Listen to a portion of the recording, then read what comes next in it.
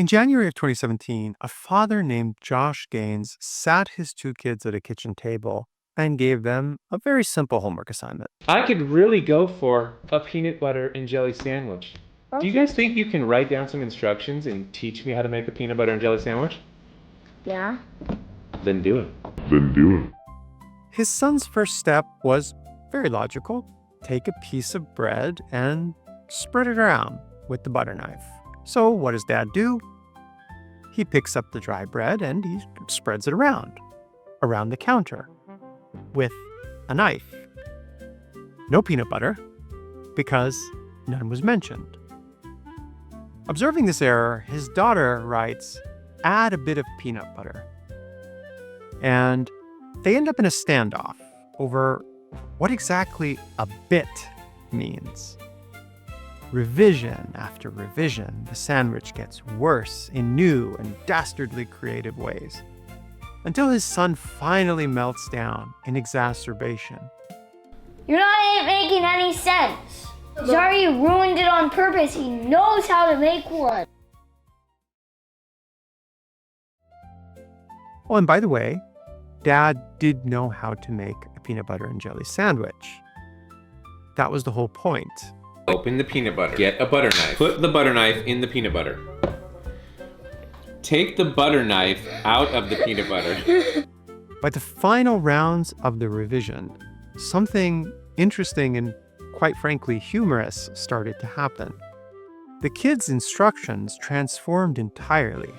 They started specifying which hand to use, how hard to grip, things in very precise amounts, and even upon which surfaces the actions were to take place, like spreading peanut butter. A simple recipe had converged to a complex legal contract for a sandwich. And I'm happy to share that the contract, at the end, worked. Precision, it turns out, is not a talent. It's a habit you acquire the moment someone stops filling in your gaps for free. What makes this situation so funny is that the kids' instructions were not wrong per se. The instructions were incomplete, yes, but they were given sincerely. They hadn't needed to provide such immense detail to their parents when asking them to open doors or climb the stairs, so why would PB&J be any different? You see, when we give people instructions, it carries a lot of silent details that we reasonably expect the other mind to just fill in. But when we don't specify what we want, others are left to just guess the most likely setting for all those unspecified details. Even putting Dad's antics aside, if the kids didn't share how much peanut butter to apply, it's reasonable for Dad to choose a volume that makes sense to him. So what's the lesson? If you need something specific, then brief someone well. Brief them specifically, and you'll get what you're looking for.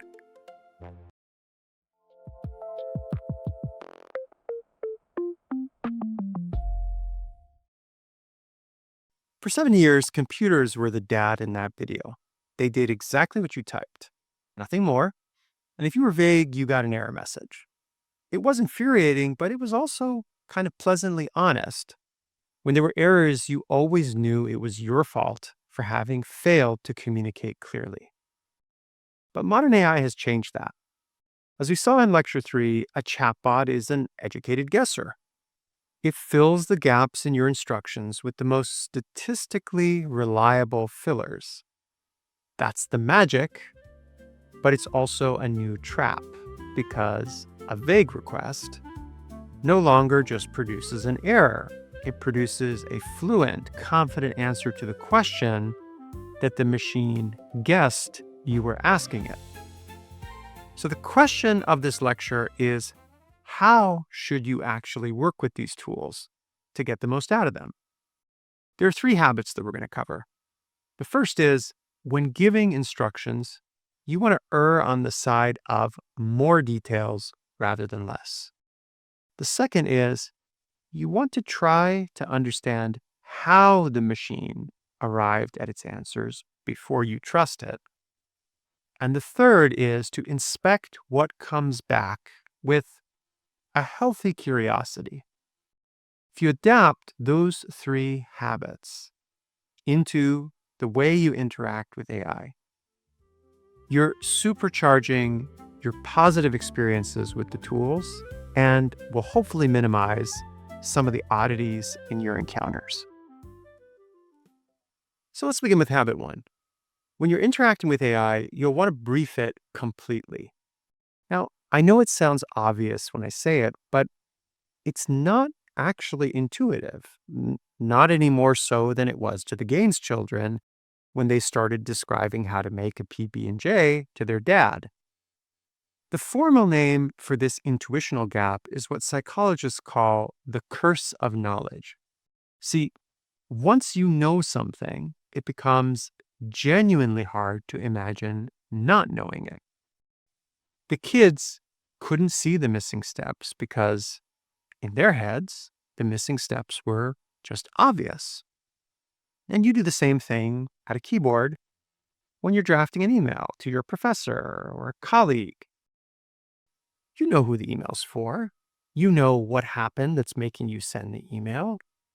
You know how formal you should be and what a good answer or outbound message is going to look like. It's just obvious. The problem is, if you ask your favorite chatbot to help you draft that email, those details that are obvious to you are not obvious to the machine. It gets your words and only your words.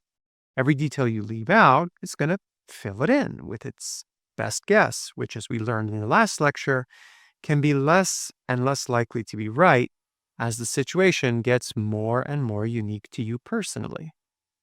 So let's do an example. If you ask your favorite chatbot to write a thank you note with no further instructions, you're going to get a Hallmark card-like filler. It's going to be warm, but I bet you it's going to feel kind of hollow. Now, in contrast, if you ask the chatbot to write a 4-sentence thank you to my aunt for the blanket she knitted, our lovely baby, make it warm, not gushing. Mention we'll visit in March. I'm willing to bet that instead of some generic slop, you're going to get something that your aunt may actually appreciate receiving.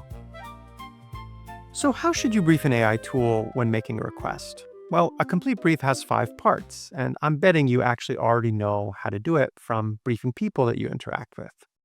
First part is, who is it for? The second is, what do you want? The third is the constraints. That's your length, your tone, your format. The fourth is the context that is not easy to guess. What happened? What have you tried? What should you avoid? And then finally, when you have them, a few examples of what a good response looks like. That's it. One additional thing to consider to add to your complete brief, in addition to what you want, is actually what you don't want. Don't be too formal.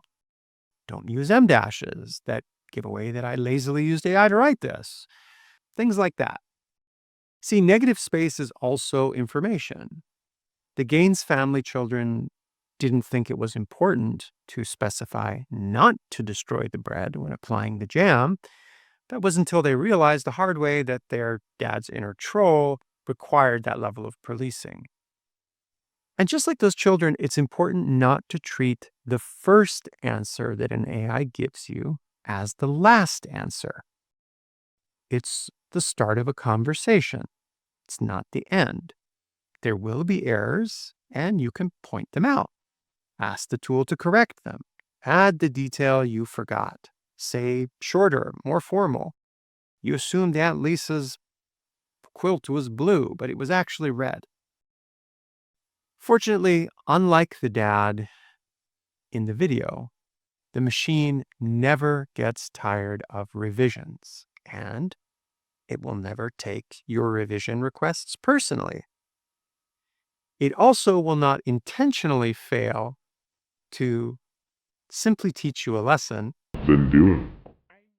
If you doubt that silent assumptions deserve this much respect, consider what one did in NASA. In 1999, the Mars Climate Orbiter was lost because one engineering team wrote thruster figures in pounds of force, while the navigation software assumed metric. Both teams were internally flawless. The assumptions lived in the unspoken handoff, and it cost $125 million worth of spacecraft. So just say your assumptions out loud, all of them. Now, a good brief will handle what goes into the machine, but even a perfect brief can leave a question. What did the machine do with it? That's habit number 2 that you'll need to develop when interacting with AI. Try to understand how the machine arrived at the answer. Here's something most people don't think about. When a chatbot answers you, that answer can come from some different sources. 3 different sources, to be precise. Could come from memories. Those are the patterns that it absorbed during its training. It could come from a live search of the World Wide Web. Or it could come from a tool that it used, like a calculator or a piece of code. Now, the memories have a birthday. Every generative AI model you use today stopped reading on some date, but the world kept on going. So if you ask it about anything after that date, and if it doesn't use a live search, it's not lying to you as much as it is living in the past, answering from a world that just doesn't exist anymore. Which source modern AI tools use changes how much you trust it. If you're asking for the capital of Canada, which is not Toronto, by the way, memory's probably fine because that fact is everywhere and it's probably not going to change from month to month. But yesterday's flight prices, last night's World Cup game, memory's worthless there. If it didn't search, the answer will be a guess, but wearing a fancy suit. And for tasks like long division, well, you probably don't want to trust that unless it actually used a calculator or wrote a piece of software to get the answer, because pattern engines guess when performing arithmetic. The good news is that modern tools usually show their work. There are these little labels that say that they searched the web, or a note that code was run, or footnotes and source links. These are increasingly common in most consumer-facing AI tooling. Those labels take only a few seconds to read, and they're going to tell you which kind of answer you're holding. So let's transition to the third habit you should practice when interacting with AI. Inspect the output with a healthy curiosity. The enemy here, as we've discussed previously, is in your own intuitions. Decades of research on automation bias show that people overtrust machine outputs, especially when it arrives polished, and even more so when they played a role in its generation. So you wrote the prompt, you're more likely to believe the output than if a friend did. These days, chatbot outputs always arrive polished, but confidence and correctness are not the same thing.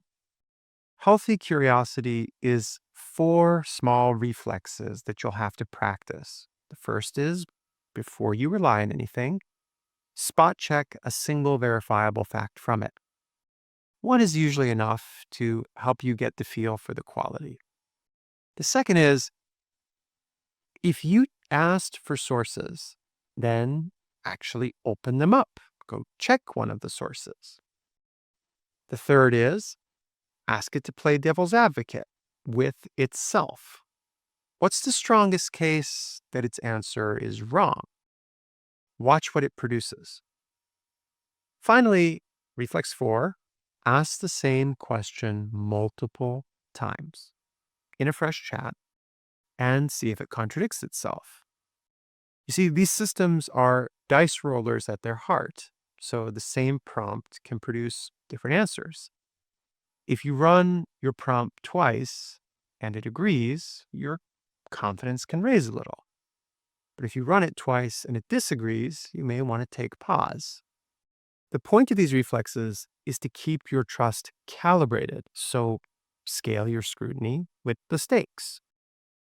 If you're on a vacation and you need to translate a menu at a cafe, you probably don't need to agonize over if every detail was perfectly correct.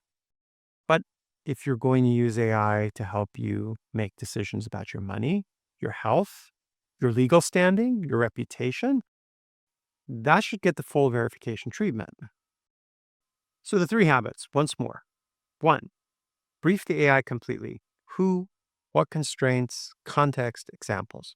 2, know how the answer was made. Memory, search, tool, and what it assumed. Number 3, inspect the response with a healthy curiosity.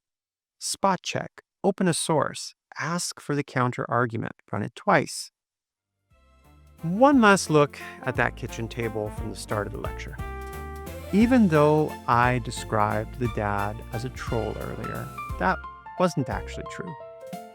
He wasn't sabotaging his kids. He was just showing them, unforgettably, the silent half of their own instructions. So he was more of a noble troll. Every vague prompt you type is a sandwich recipe with the steps missing. Something will come back. The only question is whether it's what you meant. So here's the tease for the next lecture. Sometimes you do everything right. A perfect brief, sources checked, method understood, and yet the machine still hands you a confident, polished, completely wrong answer. Why? That's the next video, and I'll see you there.